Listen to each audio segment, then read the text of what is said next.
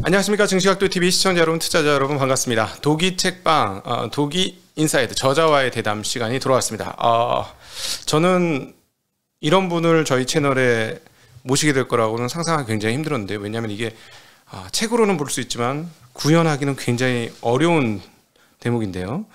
우리 나쁜 회사 재무제표라는 책을 쓴 선일회계법인의 이대훈 상무님 모시도록 하겠습니다. 상무님 어서 나오시죠. 네, 반갑습니다. 네, 오늘 저희 초면인데 사실은 이 책이 정말 재미나게 쓰여졌어요. 저는 이제 회계 책은 저도 나름 여러 번 읽어봤는데 이거는 정말 우리 투자 실생활에 진짜 적용이 딱딱 되는 거고 필요한 재무책이다. 그 머릿말을 보고 왜 그런지 이해가 됐어요. 네. 주식 투자로 망해본 적 있으시다면서요? 예. 예. 그렇죠. 예. 다들 똑같은 형태의 망함을 저도 겪었습니다. 네, 보니까 상당히 크게 망하셨더라고요. 네, 그 당시에 연봉 정도 날렸으니까요. 네. 아니 어떻게 하다가 그게 이제 일반인들 망하면 그러려니 하는데 회계사분이 망한다고 하니까 조금 이해가 안 되거든요. 자기 전문 분야인데. 이게 회계사들이 더 주식 투자는 잘 못하는 것 같아요. 솔직히 너무 따지고 들을 수도 있습니다. 그거는 이해됩니다. 왜냐하면 예. 회계사들은 보통 홍행적으로 보기 때문에. 네네네. 왜냐면 숫자라는 건 뒤에 나오는 거고 주식이라는 건 선행적으로 움직여야 되니까 그 간극 때문에 잘 못한다는 건 이해가 되는데, 근데 지금 상장 폐지 당하셨다고요? 그러니까 제가 그때도 회계사 1년차, 2년차 정도 됐으니까 네. 그때 당시에는 제가 이제 재무제표라는 거 자체에 대해서 잘 몰랐던 것 같아요. 너무 자만감을 가졌다고 해야 되나? 그러니까 나는 재무제표를 볼 수 있다. 네. 이 정도면 보면 된다. 뭐 회사 말 그대로 믿으면 된다는 식으로 하다 보니까 아마 결국에는 그렇게 이제 제가 뒤통수를 맞은 거죠. 제가 재무제표를 제대로 볼 수만 있었다면 네. 아마 그 회사는 제가 투자도 하지 않았을 뿐더러 뭐 상장 폐지까지 가지 않았을 겁니다.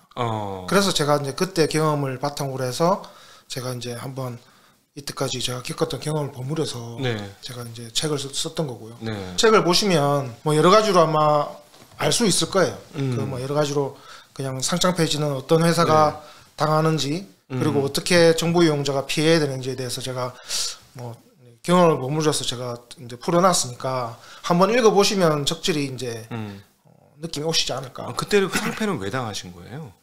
그 회사가 이제 엔터테인먼트 종목이었는데 당시에는 핫했어요. 그러니까 네. 왜냐하면 연예인들이 나오고 뭐 여러 가지로 수익을 창출한다고 하니까 제 나름대로는 미래 그 전망을 좋게 봤죠. 그러니까 회계사니까 사업 보고서도 보고 뭐 회사의 그 향후에 이제 비전이나 이런 걸 봤는데 네. 뭐 나름대로 그런 게 좀 너무 허무맹랑하지 않고 뭐 적절하게 좀 합리적이라고 판단했거든요. 사업의 개요를 보셨구나. 예, 뭐 회계사님이 재무제표를 본 게 아니고 사업의 개요 내레이션 쭉 탄 거 그걸 보셨구나. 그것도 보고 재무제표도 보고. 네. 근데 이제 그때 당시에는 제가 순진했던 거죠. 좀 나이브했던 거죠. 그러니까 내 눈에 좋아 보이니까 그냥 철썩 믿어버리신 거예요. 아마 대부분의 투자자들이 그렇게 할 거예요. 맞아요. 그래서 이제 회사가 주장하는 사업 보고서에 나와 있는 그 내용 자체가 그냥 회사 입장에서 가장 긍정적으로 쓰여진 내용인데도 불구하고 그렇죠. 저를 포함한 각종 투자자분들은 뭐 소액 투자자분들은 그대로 털썩 믿는 거죠. 그런 걸 이제 믿으려면 재무제표를 바탕으로 해서 이 회사가 그런 비전을 실현할 능력이 있는지 먼저 판단해야 되는데 그걸 판단 안 하고 이 회사는 뭐 할 수 있겠지. 이렇게 하면 미래 가치도 높아지고 주식 주가가 올라갈 거야. 그렇게 판단하는 거죠. 그래서 저는 믿었고 기다렸고 망했고 그렇게 이제 3단계가 된 거죠. 대부분의 아마 투자자분들이 아마 그런 식으로 당할 겁니다. 그래서 이 책에서 지금 심혈을 기울여서 다룬 부분, 뒤에 또 부록으로 다룬 부분 중에 하나가 상폐되는 회사의 특징. 일단 제가 보기에는 상폐되는 회사의 특징부터 조금 본인 경험을 중심으로 해가지고 먼저 한번 설명을 해주시면 좋을 것 같아요. 이게 상폐당하는 회사의 특징은 딱 정해져 있어요. 딱 어떻게 정해져 있냐면 일단 돈을 못 봅니다. 돈을 못 번다. 그렇겠죠. 손익계산서의 이익을 얘기하는 게 아니고 현금 흐름표상에 현금 이익이 없다. 네, 현금 이익이 없다. 왜냐하면 이제 그런 상폐되는 회사들은 이익을 만들 수가 있거든요. 매출액을 만들고 뭐 매출액 만드는 건 쉬워요. 특관자한테 이것 좀 사가 특별 관계자한테 특수관계자한테 내가 뭐 이 매출이 지금 필요하니까 얼마에 사둬라. 쉽게 하면 친구한테 야 이거 좀 사줘. 그렇게 하고 이익을 내고 나중에 반품되면 내가 다 받아줄게. 그런 식으로 이익을 만들 수도 있으니까. 네. 다만 그렇게 하더라도 돈을 그 사람이 안 줄 거 아닙니까? 그렇죠. 매출 대금을. 그러니까 현금적으로 봤을 때는 그게 이익으로 표시 안 된다는 거죠. 네. 그래서 제가 만약에 한다면 상장 폐지당할 종목들은 현금 이익이 거의 없다. 계속 빵꾸가 난다. 근데 그게 사실 현금 흐름표상으로 보면 기초 현금과 기말 현금으로 네네네. 기초보다 기말을 플러스로 만드는 경우도 있지 않습니까? 그거는 부족한 자금이 있으면 외부에서 자금을 충당하는 거죠. 네. 특히 이제 코스닥 상장회사 같은 경우에는 자금 조달하기가 쉬워요. 상대적으로 비상장보다는. 비상장보다는. 왜냐하면 유상증자도 쉽게 그 대중으로부터 할 수 있고, 네. 그리고 전환사채도 있고, 신주수금 사채 여러 가지 이제 매자인을 써서 자금을 조달할 수 있으니까 필요만 하다면 언제든지 자금을 충당할 수 있는 그런 기회가 있는 거죠. 그래서 이제 돈이 부족한 거는 그 사람들이 두려워하지 않습니다. 현금이 계속 마이너스 나더라도 어떤 이슈를 터뜨려서 네. 우리가 이렇게 이익을 낼 거다라는 식으로 거짓말을 해가면서 투자자들부터 소액 투자자들부터 돈을 받는 거죠, 계속. 그건 이제 첫 번째가 유상증자. 예, 유상증자도 할 수 있고 네. 전환사채도 할 수 있고. 그러니까 CB, BW 예, 하는 예. 소위 말하는 매자닌이라고 하는 그런 매자닌, 것들 복합금융권 발행하고 그렇게 이제 자금 조달을 하면 영업 현금 흐름에서 마이너스가 난 걸 재무활동 현금으로 플러스로 만드는 거죠. 그러니까 장사에서 마이너스 났는데 돈을 땡겨와서 그렇죠. 토탈 현금은 플러스가 되는. 예. 그런 회사들은 돈이 갑자기 부족해져요. 계속 충당해 나가다가 결국 버티다가 나중에는 주주들도 바보가 아니지 않습니까? 이 회사가 거짓말을 하고 있는지 아닌지 어느 시점 되면 이 회사가 유상증자를 한다고 공시를 해도 참여를 안 한다는 거죠. 쉽게 얘기하면 개인으로 따지면 카드 돌려막기 하다가 막판에 그냥 왕창 무너지는 거하고 비슷한 거네요. 그래서 그런 회사들은 처음에 이제 그 주주 배정 유상증자를 하다가 인기가 없으니까 3자 배정을 하다가 네.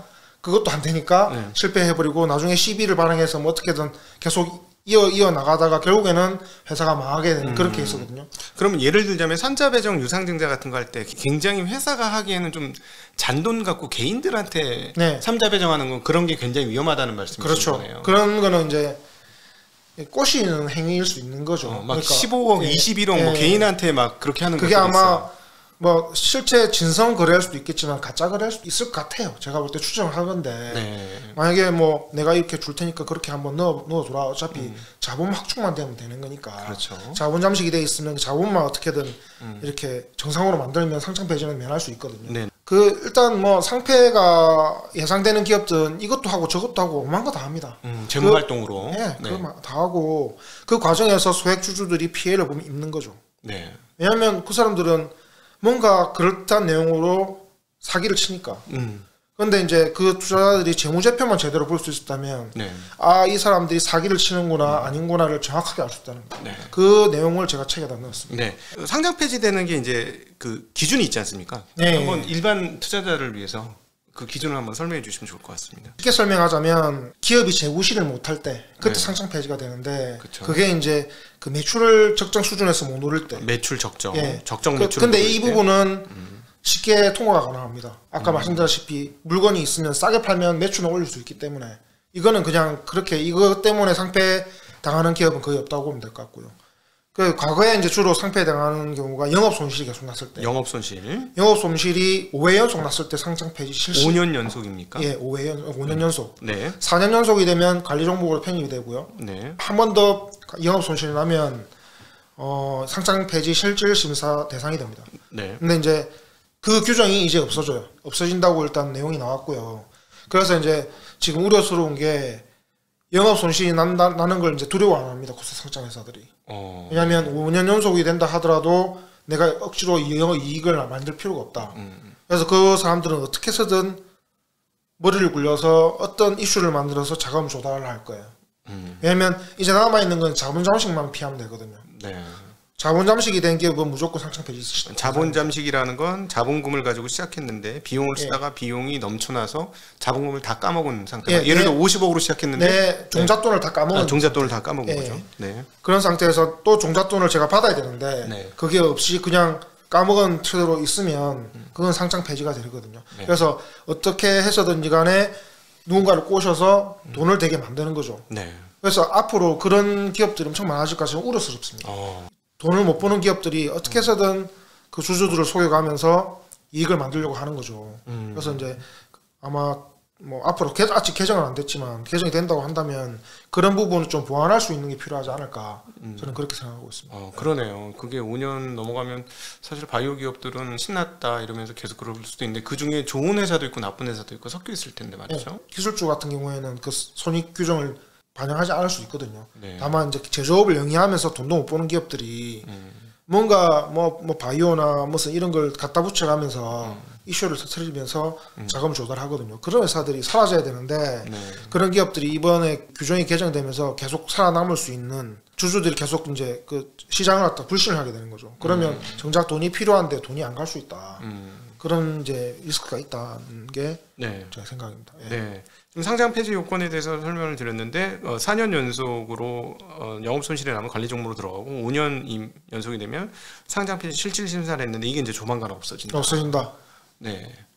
그러면 이거 개인들 정말 묻지마 투자 하시는 분들 계속 이런 거 상관없이 막 하실 경우가 있겠네요. 그렇죠. 그러니까 이걸 이용을 많이 할 겁니다. 코스닥 상장사 중에 좀 능력이 안 되는 기업들이 몇몇 있거든요. 제가 보는 기업도 있는데 그런 기업들은 진짜 없어져야 돼요. 없어져야 되는데 이런 기업들이 이제 살아남을 수 있는 그런 계기를 만들어 주는 거죠. 그래서 이제 좀 안타깝지만 그런 기업 말고라도 뭐 좀 딱한 기업들이 있으니까 그 기업들에게 재기회기를 만들어 주는 거는 뭐 좋다고 봅니다. 네, 그러니까 실제로 기술력도 있고 조금만 견디면 잘 될 것 같은데 그런 기업들한테는 좋지만 그걸 이용해서 자기 뱃속을 불리고 주주들의 가치를 좀 침탈해야 된다고 하나? 그렇죠. 빼앗아 먹는 그런 사기치는 거죠. 예, 그런 회사들도 굉장히 많이 생길 것 같습니다. 다양한 그 측면이 있잖아요. 그 재무제표에서 지금 쓰신 책이 제가 너무 재밌었던 게 나쁜 회사 골라내는 법이에요. 재무제표상으로. 그러면 이제 하나하나 점검을 해 나가면 좋을 것 같습니다. 여러분은 그 이대훈 회계사님과 함께 나쁜 회사 재무제표에 관해서 이야기 나누고 있습니다.